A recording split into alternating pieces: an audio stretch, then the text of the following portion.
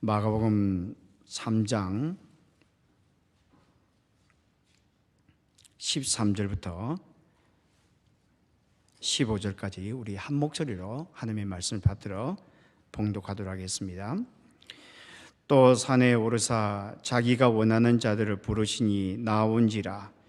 이에 12를 세우셨으니 이는 자기와 함께 있게 하시고 또 보내사 전도도 하며 귀신을 내쫓는 권능도 가지게 하려 하심이러라. 아멘. 우리 이 시간에 조영구 목사님, 피스토스 장로교회에서 심으시는 우리 조영구 목사님께서 말씀을 전해 주시겠습니다. 많은 은혜가 있게 되기를 바랍니다.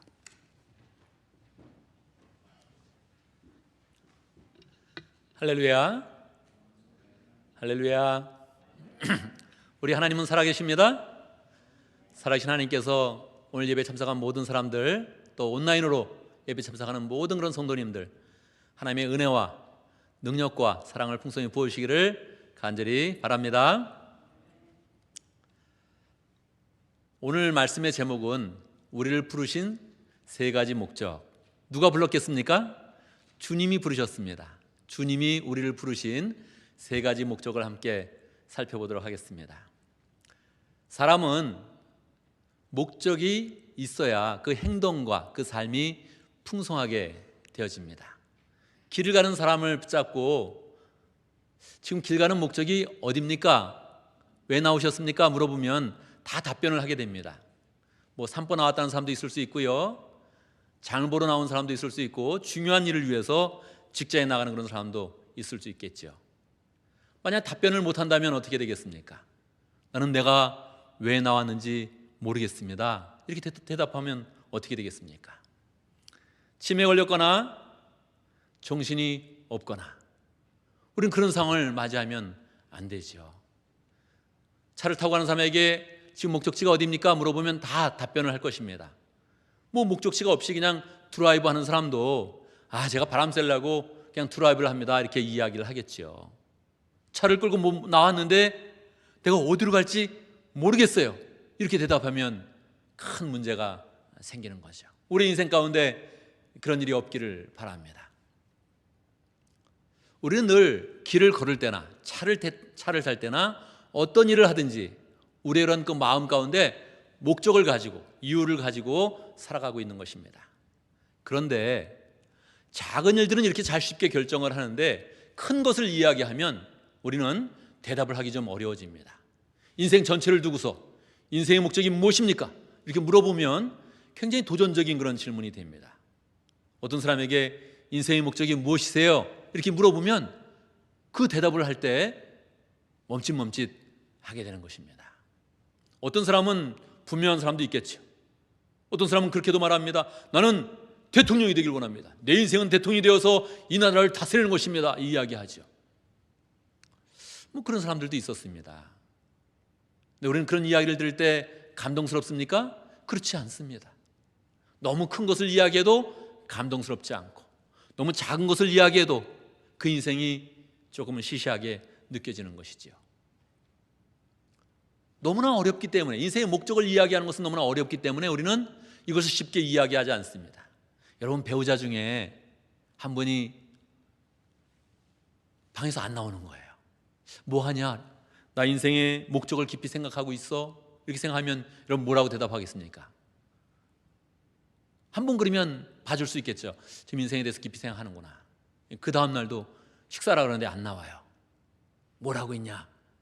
나 인생의 목적에 대해서 깊이 생각하고 있다. 여러분 어떻게 하겠습니까? 배우자가 그런다면 용서하시겠습니까? 참고 기다리겠습니까? 아니면 소리를 지르겠습니까? 빨리 나와요. 그럴 가망성이 굉장히 높죠. 다 큰 자녀가 인생의 목적을 깊이 생각하고 있어도 그거를 지켜보는 그런 부모님이 어려운 것입니다. 인생의 목적 이렇게 이야기하면 그것을 답변하기가 굉장히 어려운 것이죠. 그럼 뭡니까 여러분?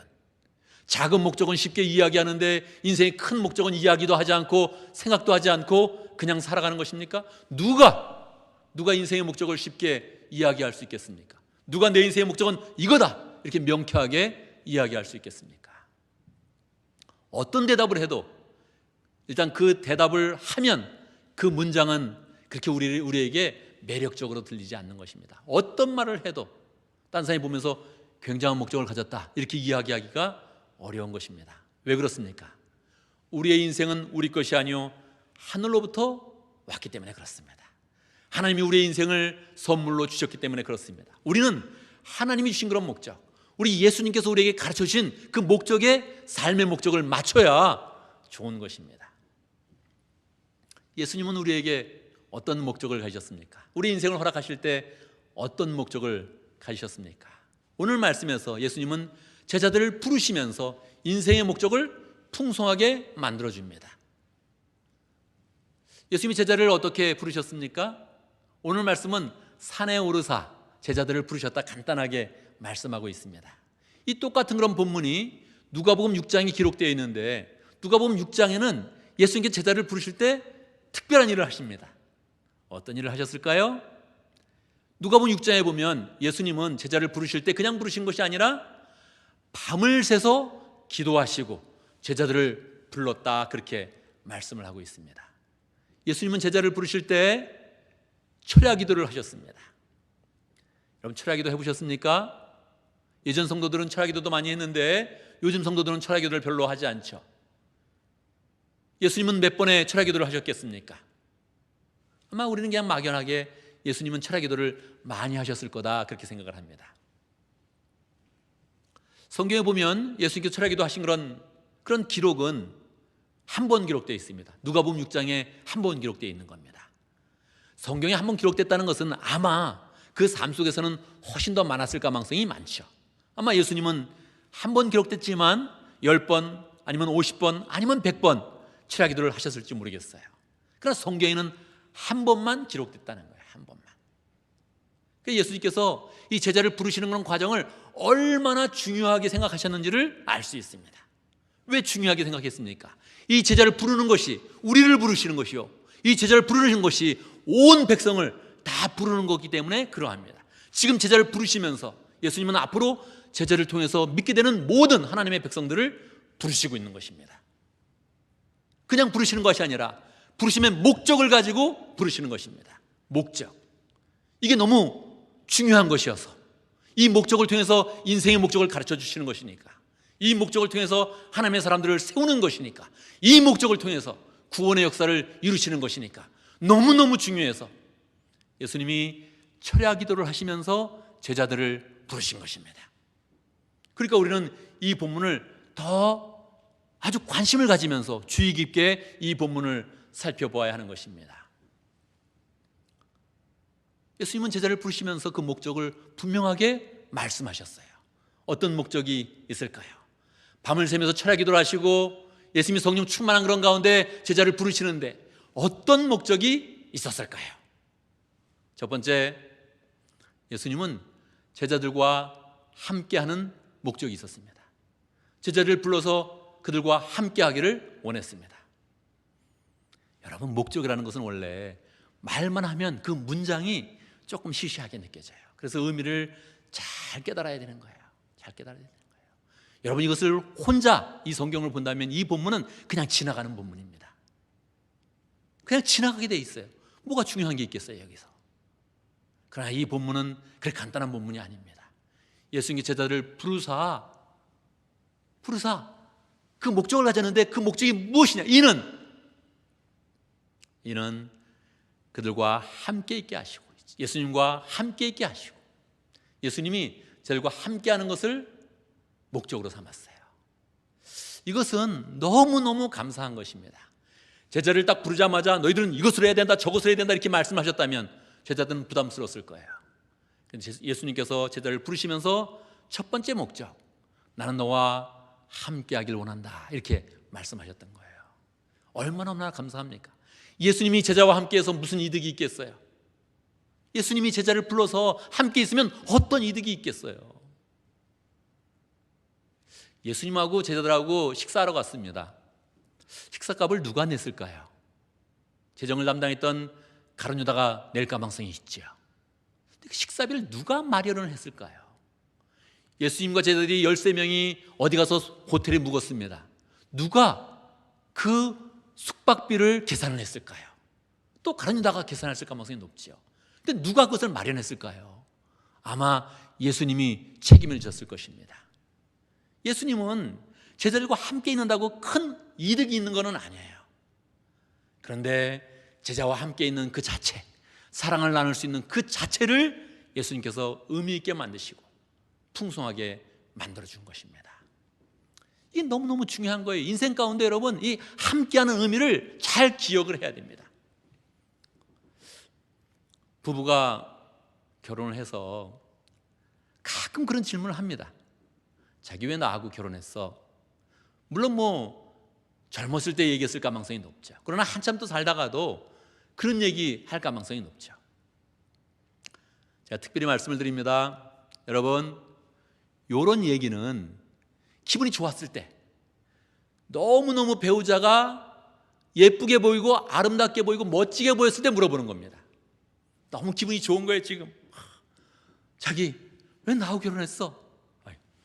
그럼 기분 좋게 얘기하는 거죠. 뭐라고 대답합니까? 사랑하니까, 함께 있고 싶었으니까, 함께 일어나고 함께 자고 함께 밥 먹고 싶었으니까. 그렇게 얘기를 해줘야 되죠. 남자들은 특별히 하나 팁을 드린다면, 남자들은 꼭 그렇게 얘기해 줘야 됩니다. 당신 너무 예뻐서. 이렇게 얘기를 해줘야 되죠. 나이가 들었든 안 들었든 반드시 이 얘기를 해줘야 되죠. 함께 있고 싶어서 결혼했어. 얼마나 좋은 그런 이유입니까? 얼마나 좋은 목적입니까? 이 함께 있는다는 이 의미를 우리가 풍성히 알아야 하는 것입니다. 함께 있어야 사랑이 되는 것이고, 함께 있어야 즐거움도 나오는 것이고, 함께 있어야 이제 하나님의 역사도 시작이 되는 것입니다. 하나님 우리를 창조하신 목적은 하나님이 우리와 함께하기 위함입니다. 하나님이 우리를 구원하신 그런 목적은 하나님이 우리와 함께하기 위함입니다. 우리의 죄악됨도 알고, 우리의 부족함도 알고, 우리의 초라함도 알지만 하나님이 우리를 구원시켜서 예수 그리스도의 은혜로 덧입혀 주셔서 사랑으로 풍성케 하셔서 우리와 함께하는 것이 하나님의 창조의 목적이요 구원의 목적인 것입니다. 우리는 이 삶을 우리의 삶 가운데 누려야 돼요. 우리의 삶 가운데 누려야 됩니다. 저는 이 말씀이 너무 강렬하게 느껴져서 제가 목회를 시작하면서 나는 공동체 목회를 하겠다 이렇게 생각을 했습니다. 실제로 개척을 해서 개척했을 때 멤버가 아주 적었습니다. 두 사람이 같이 했어요. 한 사람 좀 이따 한국으로 가고 한 가정만 남았던 거예요. 그렇게 목회를 했으니까 그 한 사람 데리고, 물론 부부지만 한 사람은 또 아기를 낳아가지고 교회를 나오지 못해서 한 사람과 계속 새벽 기도를 몇 달간 했습니다. 그때 하나님이 주셨어요. 마음을 공동체 목회를 해야 된다. 그래서 그 한 사람을 데리고 공동체 목회를 하자, 우리 함께 살자 계속 얘기를 해서 으쌰으쌰해서 계속 모일 때마다 기도하고, 계속 새벽 기도 때마다 기도하고, 주일날 예배 끝나고도 또 기도 인도를 하면서 공채 하우스를 주시고 공채 마을을 만들고 함께 사는 그런 일을 주시고 이렇게 기도를 했던 거예요. 하나님이 허락해 주셔서 정말로 우리는 공채 하우스를 받았습니다. 기도 가운데 받았어요. 개척해서 아직 교인이 10명이 되지 않았지만 하우스 하나를 주셨고, 2년째가 돼서 아직 교인이 20명이 채되지 않았고 11조 가는 가정도 별로 없었지만 또 하나님이 4채를 허락해 주셨고, 계속 그렇게 해서 몇 년 사이에 한 10채를 허락해 주셨어요. 지금 거기서 살고 있습니다.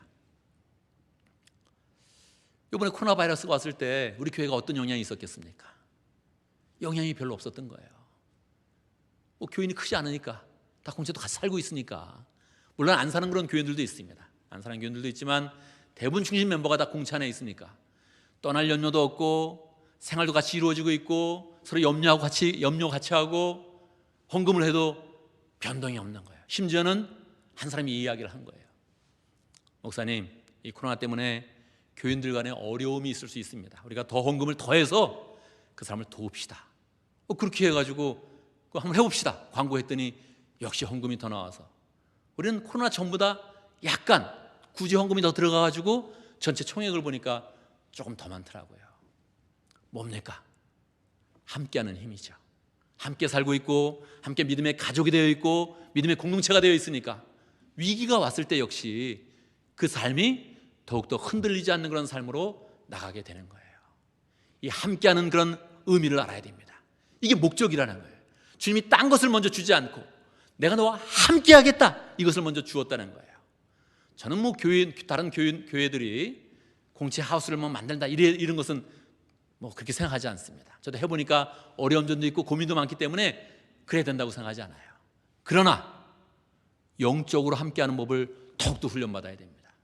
영적으로 함께하는 법, 영적으로 주님과 함께하고 영적으로 교인들과 함께하고 영적으로 믿음의 식구들과 함께하는 이 법을 계속적으로 훈련받고 또 실제로 그 삶 속에서 살아야 하는 것입니다. 어떻게 주님과 함께할 수 있습니까?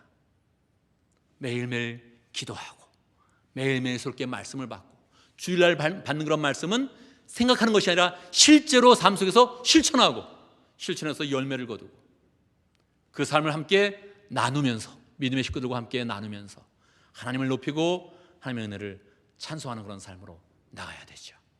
함께 기도하고 말씀으로 충만하고 주님과 동행하면서 그 사랑의 힘으로 다른 사람을 사랑할 수 있는, 다른 사람과 함께할 수 있는 그런 능력을 가져야 되죠. 주님과 함께한다면, 주님과 계속 함께한다면 그 자체가 능력이 되는 것입니다. 그 자체가 능력이 되는 것입니다. 예수님이 부활 승천하신 후 12명의 사도들이 이제 교회를 담당하고 세계 선교를 위해서 나갑니다. 그들이 가졌던 능력은 무엇입니까? 그들이 가졌던 능력은 무엇입니까? 무엇이길래 그들이 세계를 책임질 수 있습니까? 주님과 함께했던 시간, 주님과 함께해서 들었던 말씀, 주님과 함께하면서 가지는 성령의 능력으로 그들은 세계 선교를 담당했던 것입니다. 베드로가 우리보다 나을 수 있습니까? 요한이 우리보다 나을 수 있습니까? 절대 그렇지는 않을 것입니다.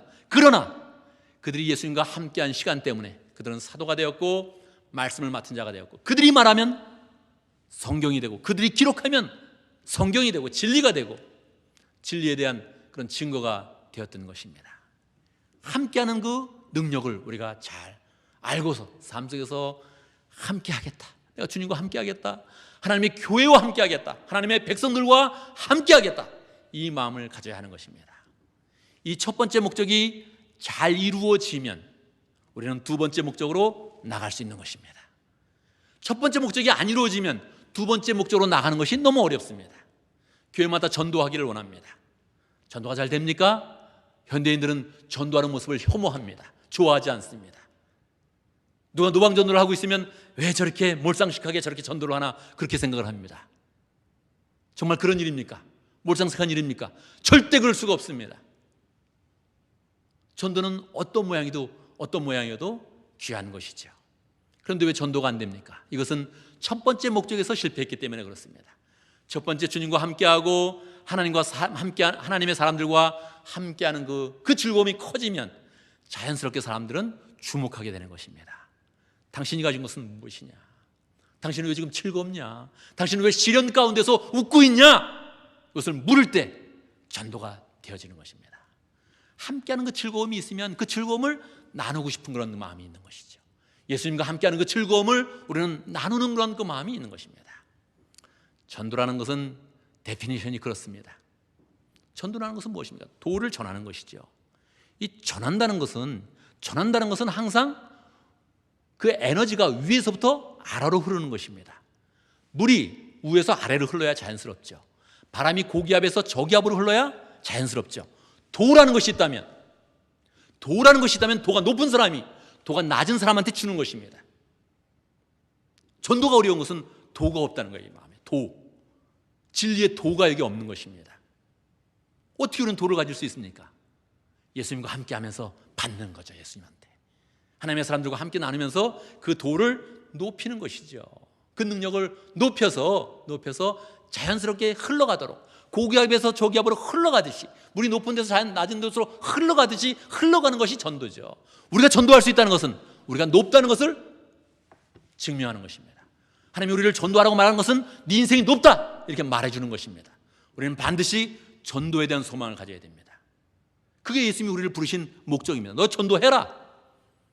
부담스러워요. 왜? 도가 없으니까. 왜? 이 마음에 그리스도의 사랑이 없어서 그런 거예요.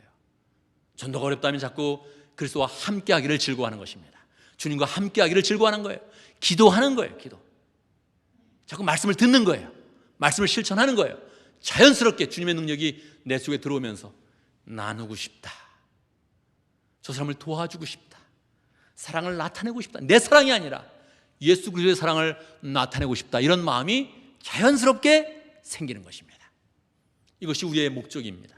전도하지 않는다면 우리 인생은 자꾸 무의미해지는 것입니다. 우리만 챙기고 있다면, 내 식구만 챙기고 있다면, 내 인생만 보살피고 있다면 괜찮은 것 같은데, 안전한 것 같은데 우리의 마음 가운데는 행복이 없습니다. 목적을 이루는 그 행복이 없는 것입니다. 내 삶을 미닝풀하게 만들 수가 없는 것입니다.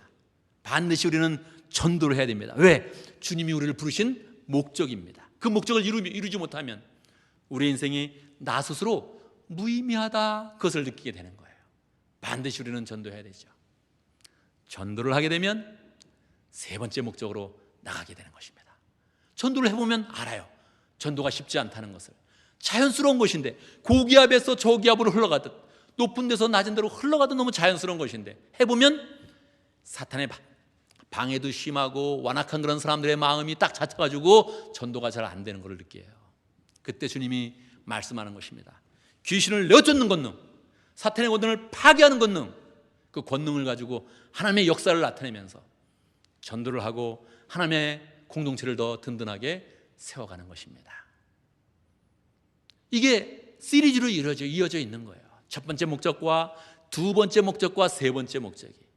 나는 하나님의 능력이 없다. 왜? 두 가지입니다. 주님과 함께 하지 않았으며 전도할 마음이 없는 것입니다.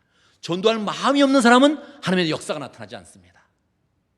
전도를 하지 않는 곳에서는 성령의 역사가 크게 나타나지 않습니다. 전도를 하려고 했을 때 그 방해가 나타나면, 하나님 내 힘으로 안 됩니다 했을 때 성령의 은혜와 능력이 부어지면서 능력이 나타나게 되는 것이지요. 우리는 코로나 상황을 맞이하고 있습니다. 모든 상황이 다 어려운 것 같습니다. 사업도 어렵다 그러고요, 직장도 영향을 받고 있고요, 사회활동도 어렵고요, 모든 것이 다 어려워진 것 같습니다. 여러분, 이 비밀을 놓치지 말기 바랍니다. 육체적으로 힘들 때, 세상적으로 힘들 때 영적으로는 더 풍성할 수 있는 기회가 되는 것입니다. 힘들다는 말을 많이 할 거 없어요. 육체적으로 힘들 때, 세상적으로 힘들 때 우리는 영적으로 더 풍성해질 수 있는 기회를 얻고 있는 것입니다. 영적으로 하나님과 가까워질 수 있는 그런 기회, 기도할 수 있는 그런 기회, 말씀을 더 묵상할 수 있는 그런 기회, 얼마나 많습니까? 필요 없는 활동을 다 제하고 시간이 남아서 내가 좀 더 해봐야겠는데, 이런 마음이 생겨야 되는 거죠. 분위기로만 보면 그게 너무 스트레스가 될 것입니다. 압박이 될 것입니다. 어떻게 살아가나? 뭘 어떻게 살아갑니까? 주님과 함께 하다가 주님의 품으로 가는 거지. 그렇지 않습니까? 그러다 병 걸리면 어떡하나? 뭘 어떻게 합니까? 병 걸리면 간절히 기도하고, 그러다 죽게 되면 주님의 품에 들어가고, 살게 되면 할렐루야! 감사해서 사는 거지. 뭘 어떻게 하겠습니까? 영적으로는 우리가 더 하나님을 가까이 할 수 있고, 주님을 더 깊이 만날 수 있고, 풍성해질 수 있고, 전도할 수 있는 그런 기회가 생긴 것입니다. 저도 코로나 바이러스가 시작되고 나서, 이 팬데믹이 시작되고 나서 저도 책 한 권 쓰고 있고 영상도 계속 만들어가고 있습니다. 전도할 수 있는 영상 계속 더 만들어가고 있어요. 일부러 좀 더 오래 가겠구나 이게. 그럼 어떻게 할까? 영상으로 전도해야겠구나. 영상을 계속 찍고 있습니다. 할 수 있는 일이 너무 많은 거죠. 더 우리가 집중력으로 주의 일을 할 수 있는 일이 더 많은 거죠. 보살필 사람이 더 많은 거죠. 마음이 힘들어하는 사람들이 많으니까 우리가 할 그런 사역은 더 많은 거죠. 사업도 잘 되고 직장도 잘 돼가지고 무난히 사는 사람들, 필요한 거 있어요? 없어요 그러는데 무엇으로 전도할 것입니까? 필요가 있어야 되는데. 코로나 바이러스 때문에 마음이 괴로운 사람, 힘든 사람이 많을 때 이야기를 들어주고 그 사랑을 나눠주고, 나누는 가운데 내 마음이 좀 부족한 것 같고 내 능력이 부족한 것 같을 때 주의 역사를 나타내고 하나님의 은사를 나타내면 그때 하나님께서 더 영광 받으시면서 하나님의 큰 능력을 우리 가운데 나타내 주시는 거죠. 여러분, 코로나 바이러스 때문에 생각할 시간이 더 많죠. 그러니까 우리 인생을 자꾸 돌아보는 겁니다. 인생이 뭔가, 어떻게 살았나, 어떻게 살 것인가. 나 스스로 계속 생각을 해보면, 내 인생만 가지고 계속 생각을 해보면 답이 없습니다. 그러나 여러분, 주님께서는 명쾌하게 우리를 부르실 때 이미 목적을 가졌습니다. 너 스스로는 목적을 가질 수 없을 것이다. 네가 혼자만 해서는 목적을 나타낼 수 없을 것이다. 그래서 우리 주님께서 분명하게 말씀해 주신 것입니다.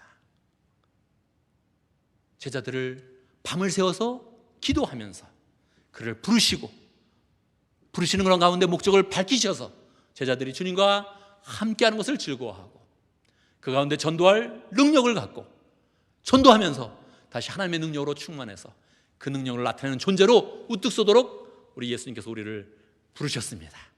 그 부르심의 목적대로 살면서 함께하는 즐거움을 느끼고 전도할 수 있는 기회를 갖고 하나님의 능력을 풍성히 나타내면서 기쁨으로 승리하고 늘 소망으로 승리하는 복된 하나님의 백성들 되기를 간절히 바랍니다. 아멘. 함께 기도하겠습니다.